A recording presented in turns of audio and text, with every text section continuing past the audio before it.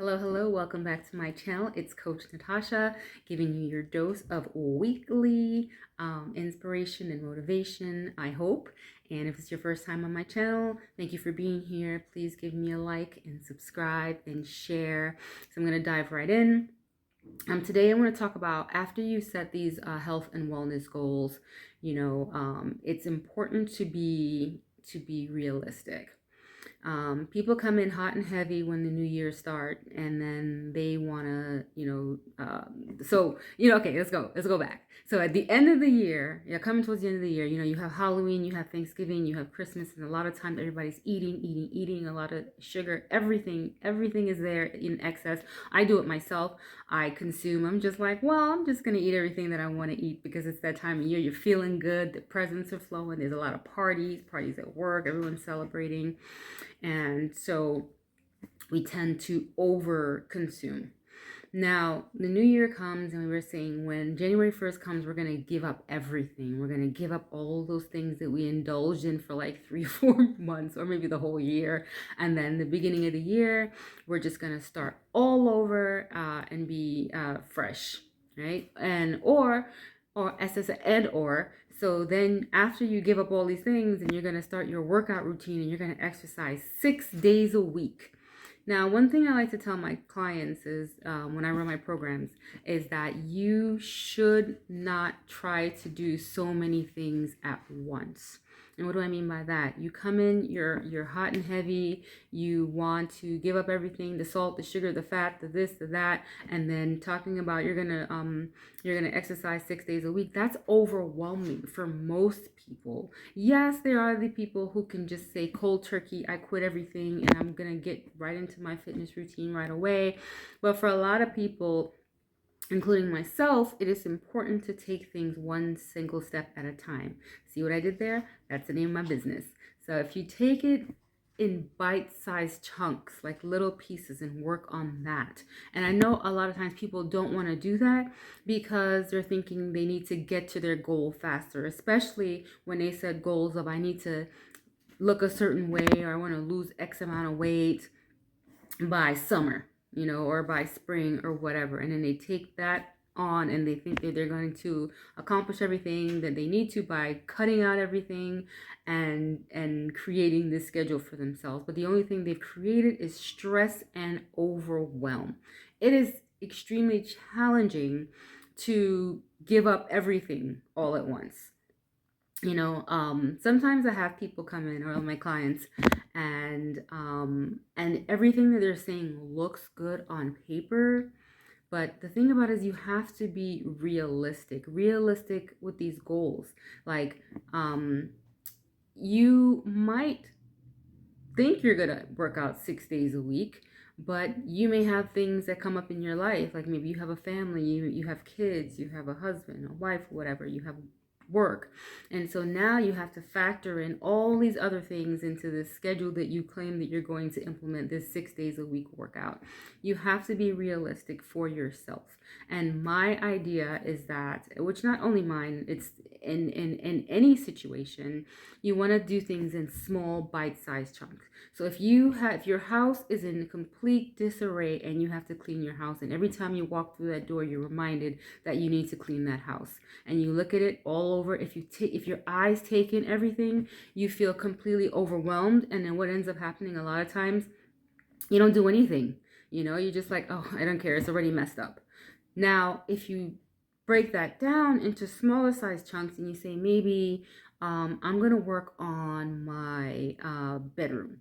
So the bedroom is one room. So you take care of that one room, and then you start working on there, and you start chipping away at that, and then, pick up the clothes, fold things, put things away,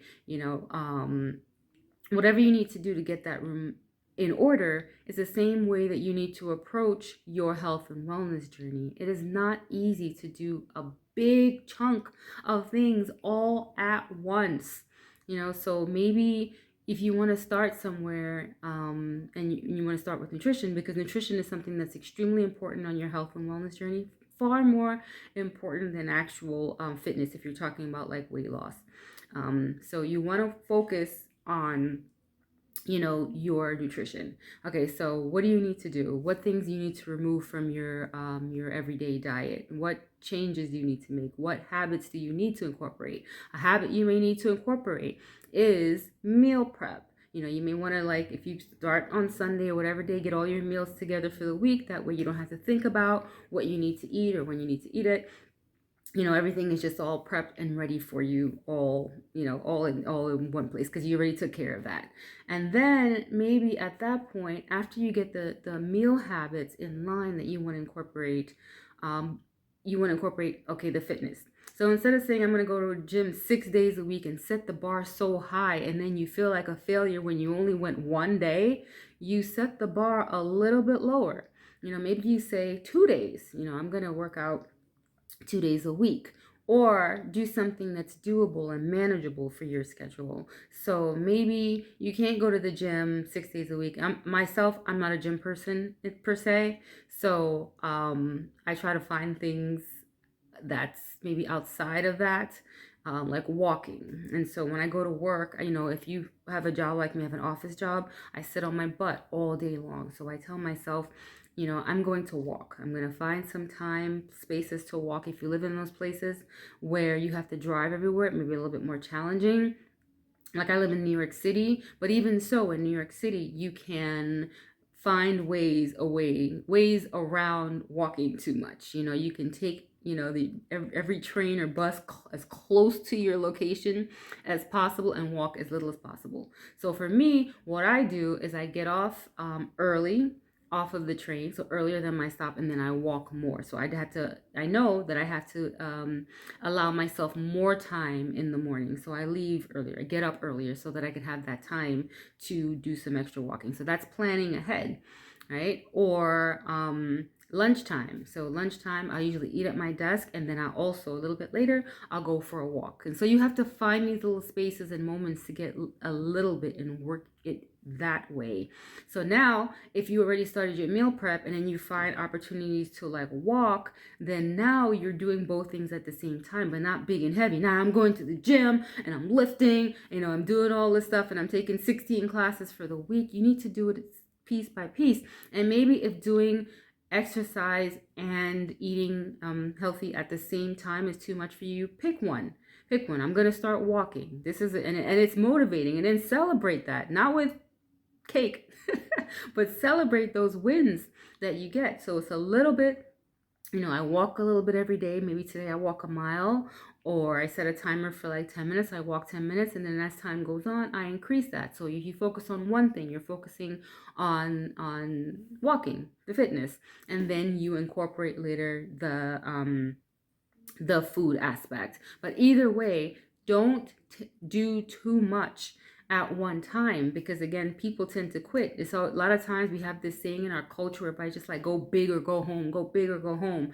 And then people, when they don't hit the big, they give up and they go home. And so that's what you want to completely avoid. So my recommendation to you, my advice to you, is take your journey in a small piece at a time, and then you can increase as you go along and incorporate into your schedule. Now, of course, there are going to be things that's going to be uncomfortable, and I'm not saying make them easy, extra easy for yourself, where you're just like, well, I did something one day. But if that one day is all you could manage for that week, then again, that's a reason to celebrate. But you have to not overwhelm yourself and not handicap yourself. Am I allowed to say that? I don't know if you're not allowed to say that.